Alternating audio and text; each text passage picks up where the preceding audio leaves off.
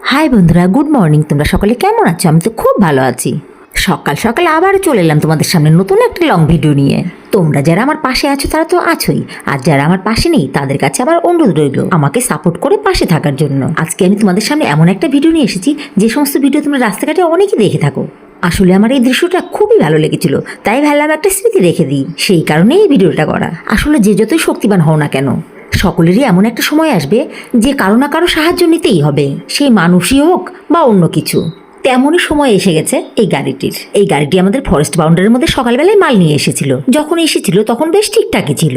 মালগুলো নামানোর পর যখন গাড়িটি স্টার্ট দিল তখন আর স্টার্ট হচ্ছিল না। সব স্টাফরা মিলে সামনে থেকে পিছন থেকে অনেক ঠেলাঠেলি করলো, কিন্তু কিছুতেই গাড়িটা স্টার্ট হচ্ছিল না। আসলে এই গাড়িটাও দেখে মনে হচ্ছিল এর অনেক বয়স হয়ে গেছে। বয়সের সঙ্গে সঙ্গে সবারই একসময় এরকম হতে হয়। শেষে সব স্টাফটা ধাক্কাধাক্কি করে ক্লান্ত হয়ে যাওয়ার পরে অন্য উপায় বের করলো। আমাদের ডিপার্টমেন্টের যে সরকারি গাড়িটা আছে তার পিছনে একে বেঁধে নিয়ে স্টার্ট দেওয়ার চেষ্টা করলো। প্রথমবার দড়ি দিয়ে বাঁধার ফলে দড়ি ছিঁড়ে গেল, তবুও স্টার্ট হলো না। বাংলা ভাষায় একটা প্রবাদ আছে, একবার না পারিলে দেখো শতবার।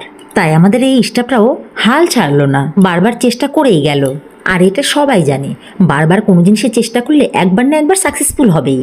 তাই গাড়িটাকে ওরা আবারও দড়ি দিয়ে বেঁধে আবার টানা শুরু করলো। কষ্টের ফল সবসময় ভালোই হয়, তাই ওরা সাকসেসফুলও হয়ে গেল শেষে। বন্ধুরা, আমার এই ভিডিওটি তোমাদের কেমন লাগলো? যদি ভালো লেগে থাকে প্লিজ লাইক, কমেন্ট, শেয়ার করে পাশে থেকো।